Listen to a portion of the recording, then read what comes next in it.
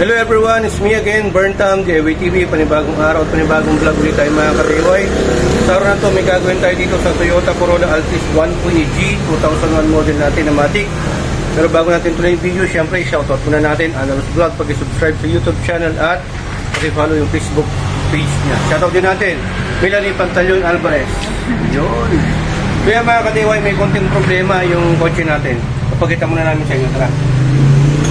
Okay.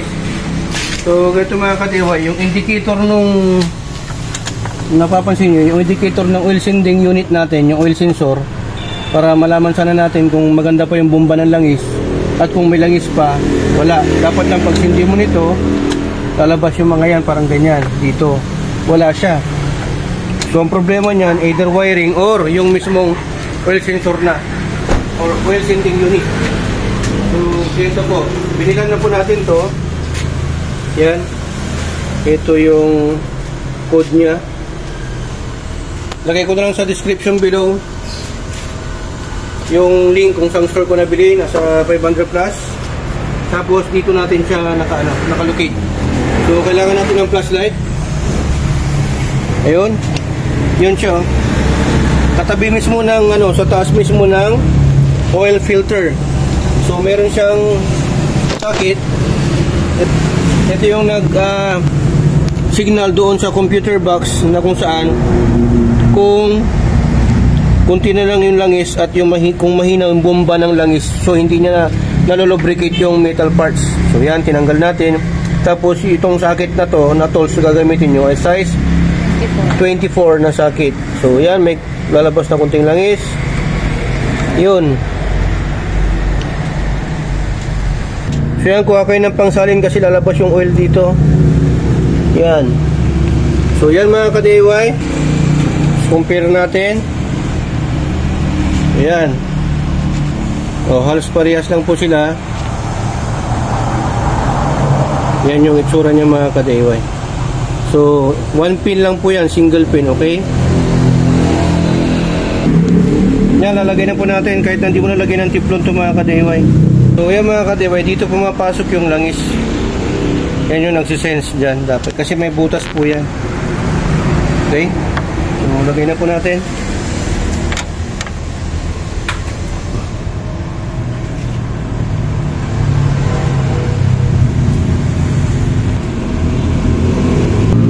Yun, ikot pala to yung yung kabila niya. Yan, nahantik na natin, hindi na gumalaw, kaya yung socket ng natin, pag-higpit. Dapat make sure na mga ka-DIY, mailapat nyo na mabuti yung thread kasi malulus thread yan. Mahirapan kayo magpa-machine shop niyan.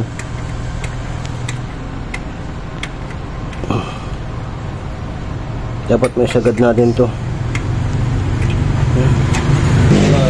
Tanggalin mo. Handa lang tayo mga ka-DIY kasi mahirap makutulan. Magpa-machine shop tayo. Dahan-dahan lang to pag-higpitan para hindi mo lose thread. Saka pag ginagawa nyo to, dapat hindi mainit ang makina. So ang gagawin natin para malaman natin mga ka-DIY kung gagana na tong natin, yung oil indicator natin doon, yung parang takure. Try natin.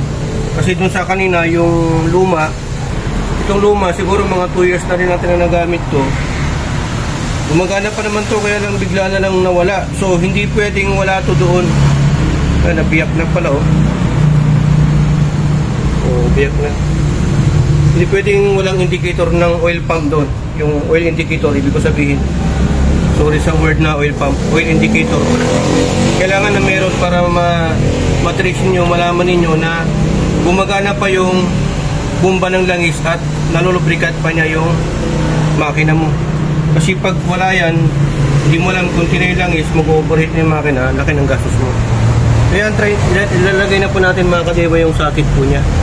Itong socket na to, ito yung nagbibigay ng signal doon sa computer box. Yung ganyan lang po. Plug and play lang po yan. Check natin kung gagana na.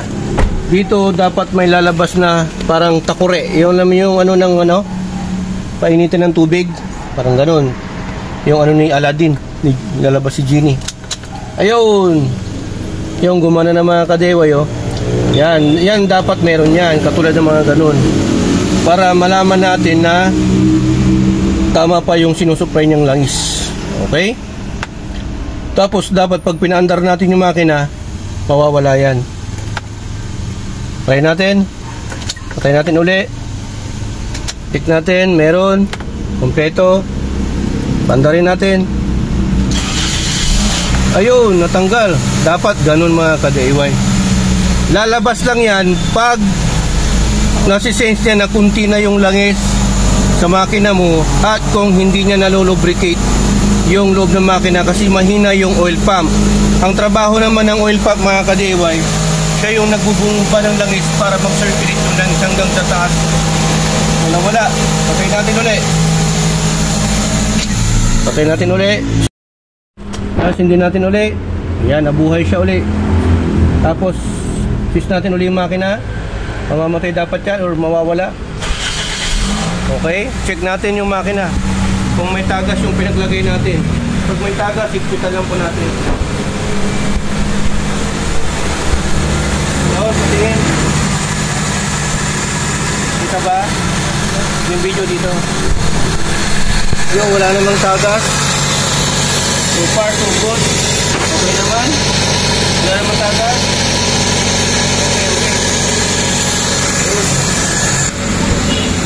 Dahil patay natin mga ka-DIY. Okay siya.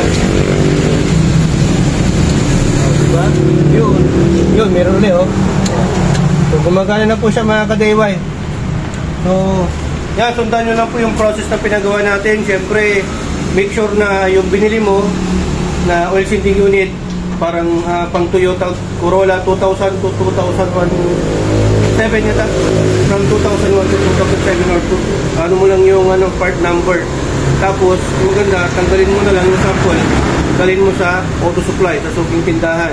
Kagaya nung Aeron Auto Supply, parang gano'n, dyan sa San Carlos sa bayan. Diba, boss? Shoutout pa rin natin, Aeron Cabrera.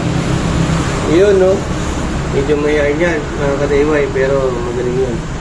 So, gano'n lang po, ingat lang po kayo sa pag-DIY dahil dito sa SPT, dalawa lang po ang meaning ng DIY, do it yourself at destroy it yourself. Dito sa SPT, natuto ka na, nakatipid ka pa. Dahil sa SPT, sharing is Caring. So, maraming salamat. Tugat ng Pinagor, Bertam. Signing off.